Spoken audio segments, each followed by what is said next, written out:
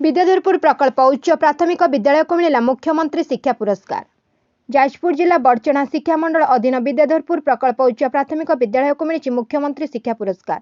चैनीपुर high school में आयोजित जिला स्तरीय मुख्यमंत्री शिक्षा पुरस्कार वितरण उत्सव में जिलापाल यह पुरस्कार प्रधान शिक्षयित्री प्रभातिनी परिडा को प्रदान करते। विद्याधरपुर प्रकल्प उच्च विद्यालय 1948 मसीह प्रतिष्ठा होता बेले प्राथमिक और परवर्ती समय प्रकल्प उच्च विद्यालय परिणत होती।